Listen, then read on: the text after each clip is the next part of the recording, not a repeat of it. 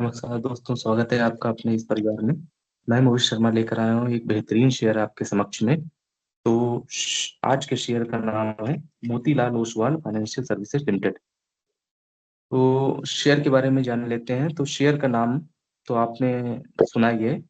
इस शेयर की शुरुआत समथिंग 1987 में हुई थी। ये एक well diversified financial services company है, जो कि इनके पास 550 से ज्यादा सिटीज हैं और 2500 से ज्यादा इनके पास टाउन्स हैं। और समथिंग इनके बिजनेस बिजनेस पार्टनर की अगर हम बात करें तो 16 लाख से ज्यादा इनके पास कस्टमर है। की पॉइंट की अगर हम बात करें तो मोतीलाल ओसवाल जो ग्रुप है वो कैपिटल मार्केट, एसेट और वेल्थ मैनेजमेंट और हाउसिंग फाइनेंस के नाम से जाना जाता है। कैपिटल मार्केट की अगर हम बात करें तो ये टोटल ब्रोकिंग और डिस्ट्रीब्यूटर और इंस्टीट्यूशनल एक्टिविटीज और इन्वेस्टमेंट बैंकिंग में है। एसेट की बात करें तो ये इंक्लूड है इनका प्राइवेट इक्विटी, रियल एस्टेट और वेल्थ मैनेजमेंट में। हाउसिंग फाइनेंस की अगर हम बात करें तो इनका टोटल ब्रोकिंग डिस्ट्रीब्यूशन है इंस्टीट्यूशनल इक्विटी सर्विसेज में। इनके मार्केट शेयर की अगर हम बात करें तो समथिंग 3 ब्रोकर्स इनके टर्म में है ग्रॉस ब्रोकरेज में। रेवेन्यू स्प्लिट की अगर हम बात करें तो फाइनेंशियल ईयर 2024 में इनका कैपिटल मार्केट से 71% का रेवेन्यू हुआ था, जिसमें से 54% का रेवेन्यू जो है उन्होंने अर्न किया था ब्रोकरेज से। एसेट और वेल्थ मैनेजमेंट की अगर हम बात करें तो 18% है। हाउसिंग फाइनेंस की बात करें तो 11% है। ऑपरेशनल मैट्रिक्स की अगर हम बात करें तो 4,10,000 करोड़ रुपए का इनका एनुअल पर मंथ है। और लैंडिंग बुक इनकी 10,500 करोड़ रुपए की है। क्लाइंट से इनका 60 करोड़ रुपए का ऑपरेशनल मैट्रिक्स है। एक नजर हाईलाइट पे मार लेते हैं तो कैपिटल मार्केट में समथिंग 3 गुना इनका 47 एमएन का सितंबर 2020 में इन्होंने किया था, वर्सेस 130 एमएन का सितंबर 2023 में उनको हुआ था।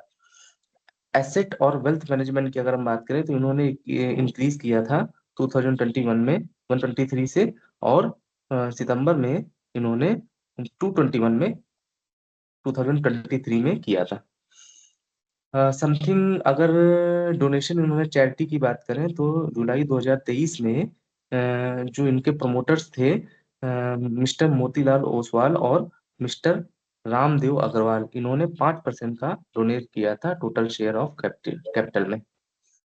अब जान लेते हैं इनके टोटल फंडामेंटल के बारे में। तो इनकी मार्केट कैप 36,111 करोड़ रुपए की है, और अभी प्राइस इनका 603 रुपए चल रहा है। स्टॉक पी की बात करें तो 12.9 स्टॉक पी है, पी रेशियो। बुक वैल्यू इनकी 147 रुपए की थी। डिविडेंड 0.58% है। आरओसी की बात करें तो 20.7% है। आरओई इनका 32.6% है। फेस वैल्यू 1 है। एक नजर चार्ट की ओर मारते हैं तो 1 मंथ में चार्ट कुछ इस तरीके का था।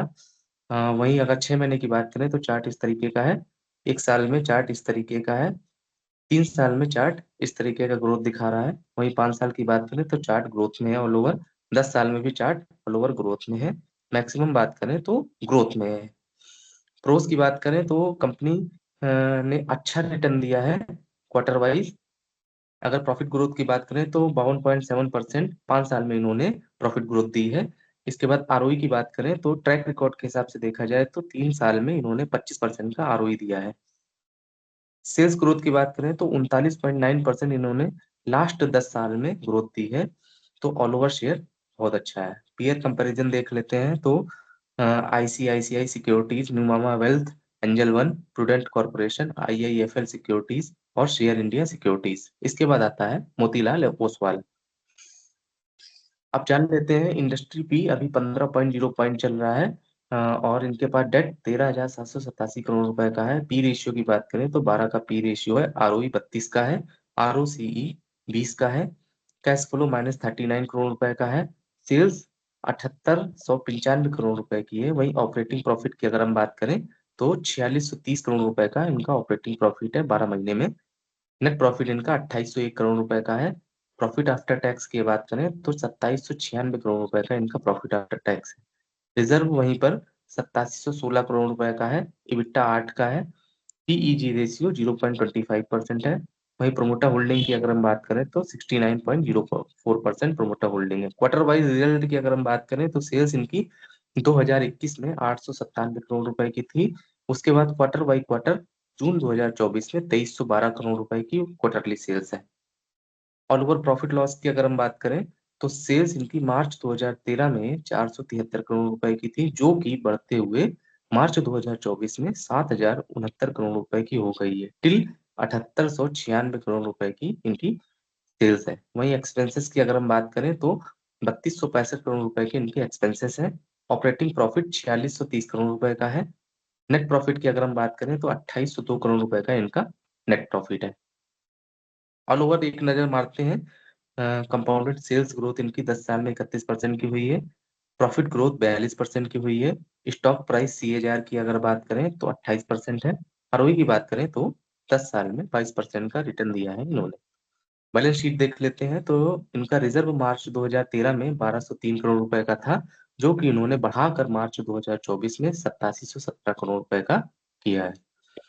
टोटल एसिड की बात करें तो मार्च 2013 में 1773 करोड़ रुपए का एसिड था, और इसके बाद मार्च 2024 में इन्होंने 31,771 करोड़ रुपए के एसिड कवर किए हैं। कैश फ्लो की बात करें तो नेट कैश फ्लो इनका 2709 करोड़ रुपए का है। ऑल ओवर रेशियो की बात करें तो डेब्टर डेज इनके मार्च 2013 में 337 दिन के थे, जो कि इन्होंने रिड्यूस करके मार्च 2024 में 99 के किए हैं।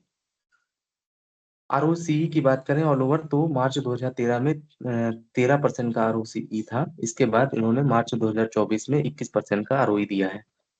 शेयर होल्डिंग पैटर्न की बात करें तो प्रमोटर होल्डिंग इनकी सितंबर में 2021 में 70% की थी, जो कि जून 2024 में 69% की इनकी प्रमोटर होल्डिंग है। एफआईज इनके 6.46% की स्टेक होल्डिंग है। एफआईज की, डीआईज की 6.06% की स्टेक होल्डिंग है। वहीं पब्लिक होल्डिंग की अगर हम बात करें तो 18.42% की पब्लिक होल्डिंग है। और ऑल ओवर एक तरह से देखा जाए तो शेयर बहुत ही बेस्ट है, लेने लायक है। और अगर इनके रेटिंग की बात करें तो टोटल मैं इनको रेट देना चाहूंगा 10 में से 9। इनके पास बहुत अच्छे रिजर्व है, बहुत अच्छे इनके नेट प्रॉफिट है।